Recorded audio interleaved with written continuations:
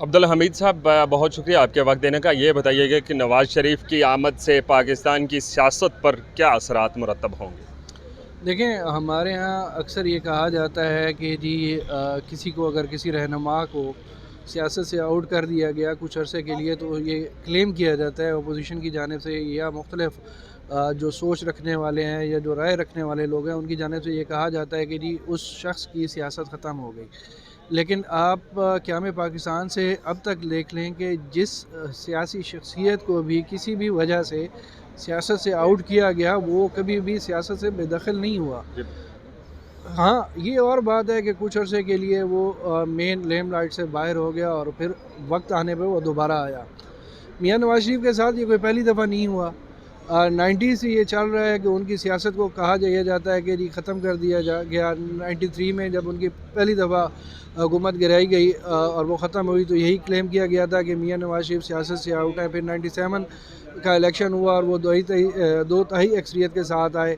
اسی طرح سے بے نظیر بھٹو کے حوالے سے بھی یہی کلیم کیا گیا تھا کہ جی وہ تو اب سیاست سے آؤٹ ہیں. پھر جو ہم نے مارشل لا دیکھا پرویز مشرف کا اور اس کے بعد جو نئی سیاسی جماعتیں بنی اور نئی ایک پارلیمان تشکیل میں آئی تو اس کے بعد یہی کہا گیا تھا کہ جی اب تو نواز شریف اور بے نظیر بھٹو کی سیاست جو ہے وہ مکمل ختم ہو گئی ہے. پھر اس کے بعد اب ریسنٹ ٹائمز میں اگر میں بات کروں تو عمران خان کے حوالے سے جب ان کے خلاف عدم اعتماد کی تحریک آئی اور جو وہ مقدمات کا سامنا کر رہے ہیں ان کے حوالے سے بھی یہی کہا گیا ہے کہ جی وہ ان کی سیاست ختم ہو گئی ہے. تو یہ سیاست کبھی بھی کسی شخصیت کی یا کسی سیاسی جماعت کو اس کو آؤٹ نہیں کیا جا سکتا. ہاں، اس میں برا وقت آیا ہے تو وہ اپنی حکمت عملی کے تحت جو ہے وہ آؤٹ ہے، لیکن سیاست ان کی برقرار ہے. اور آج آپ دیکھیں کہ میاں نواز شریف جب سے پاکستان واپس آئے ہیں 21 تاریخ کو کیسے ان کا استقبال ہوا، کتنے کارکنان آئے وہاں پر. یہ کہا جا رہا تھا آپ اس کو کہیں کہ جی سرکاری مشینری استعمال ہو رہی ہے، کچھ بھی ہو جو باتیں کریں، لیکن انہوں نے ایک اچھا کراؤڈ جمع کیا. جہاں تک سرکاری مشینری کی بات کریں تو میاں محمد نواز شریف ہوں، عمران خان ہوں یا زرداری صاحب ہوں، اس سے پہلے جہاں بھی کیسز کے سلسلے میں جاتے تھے تو سیکیورٹی پرووائڈ کرنا ڈیفینیٹلی ریاست کی ذمہ داری ہے.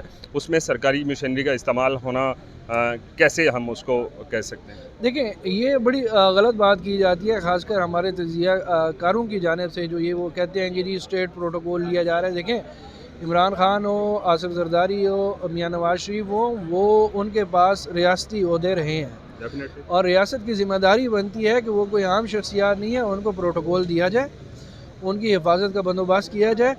خدا نہ خواستہ دیکھیں بے نظیر بھٹو کی شہادت کا واقعہ ہمارے سامنے ہے، یہ ناخوشگوار واقعہ کسی کے ساتھ بھی ہو سکتا ہے. تو اس طرح سے بچنے کے لیے ضروری ہے کہ یہ پروٹوکولز کے تحت ان لوگوں کو سیکیورٹی مہیا کی جائے اور یہ ریاست کی ذمہ داری ہوتی ہے. اب اس میں سیاسی پوائنٹ سکورنگ کا ایک آ جاتا ہے. میرے خیال میں ہمارا ایک المیہ یہ ہے کہ ہماری سیاست جو ہے شاید اس طریقے سے ابھی تک میچور نہیں ہو سکی کہ جس میں ہم نے اسٹیٹ انٹرسٹ کو اور انڈیویجول کے انٹرسٹ کو جو ہے وہ سیپریٹ رکھنا ہوتا ہے اور ہم ہمیشہ ہمارے ہاں جو ہے ان دونوں چیزوں کو مکس کر دیا جاتا ہے اور اس کا نقصان یا اس کی جو رائے بنتی ہے وہ ڈائریکٹلی عوام کے سامنے جاتی ہے اور عوام جو ہے اس سے پھر کسی حد تک گمراہ ہو جاتی ہے اور وہ کسی نہ کسی فیکٹر کے حوالے سے اس کی رائے جو ہے وہ ڈیویس ہو جاتی ہے. ایک طرف یہ کہا جاتا ہے کہ میاں نواز شریف آئیں گے اور اس کے بعد معاشی انقلاب آ جائے گا، جبکہ جو میاں صاحب کے ناقدین ہیں وہ کہتے ہیں کہ عمران خان معاشی انقلاب لے کے آیا تھا. آخر پاکستان میں کب معاشی انقلاب آئے گا؟ معاشی انقلاب صرف اسی صورت میں آ سکتا ہے کہ جب تمام سٹیک ہولڈرز مل کر بیٹھ جائیں اور آپس میں طے کر لیں کہ جی ہم نے پاکستان کو آگے لے کے جانا ہے. افراد، سیاسی جماعتیں، ادوار آتے جاتے رہتے ہیں، لیکن آپ کی جو پالیسیز ہوتے ہیں ان کی کنٹینیوٹی ہونی چاہیے. بدقسمتی سے ہمارے ہاں مکس اپ کر دیا جاتا ہے پالیسیز کو شخصیات کی رائے کے ساتھ یا شخصیات کی جماعتوں کے ساتھ اقتدار میں رہنے تک. جب تک ہم لانگ ٹرم پالیسیز کو فالو نہیں کریں گے، ان کے اوپر امپلیمنٹیشن نہیں کریں گے، تب تک جو ہے اس حوالے سے کوئی بھی معاشی پلان. اب میاں نواز شریف آئے، انہوں نے 9 نکاتی پلان دیا، بڑا اچھا پلان ہے.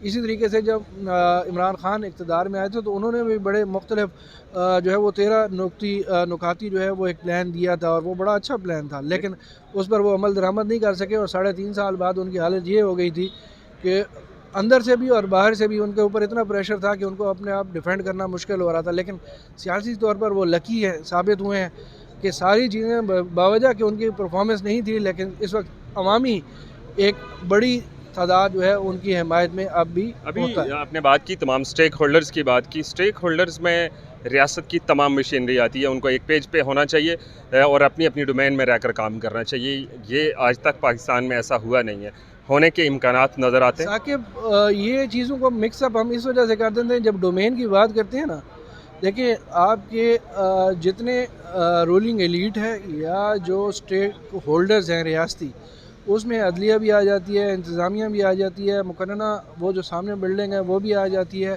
फिर हम जो वॉच डॉग का रोल प्ले करने वाले सहाफ़ती एक हैं ये भी आ जाता है, फिर सियासी शख्सियात भी आ जाती हैं। ये डोमेन्स सारी एक दूसरे के साथ मिक्सअप होकर चलती हैं। ये कहना है कि जी वो इस तरह से ना करे, अब बहुत सारे केसेस अदालतों में आते हैं जो इंतज़ामी अमूर से होते हैं। क्या अब अदालत इंतज़ामी अमूर की खामियों को निपटाने के लिए मुदाखलत नहीं करेगी? क्या पार्लियामान जो है वो आइन नहीं बनाएगी? क्या इंतज़ामिया उनको इम्प्लीमेंट नहीं करेगी? तो ये सारों ने मिल के काम करना है। जब तक ये मिल के काम नहीं करेंगे मुल्क आगे नहीं बढ़ सकता और ना ही इन प्लान्स के ऊपर अमल दरामद हो सकता। बहुत शुक्रिया आपके वक्त देने का। ये थे सीनियर सहाफ़ी हैं, कोर्ट की बीट करते हैं, कोर्ट रिपोर्टर हैं अब्दुल हमीद लंगरा। आज नवाज़ शरीफ ने यहाँ पेश होना है अब से कुछ देर बाद, और वो अपने केसेस के सिलसिले में यहाँ सरेंडर कर इस्लामाबाद से दीजिए इजाज़त। अल्लाह हाफ़िज़।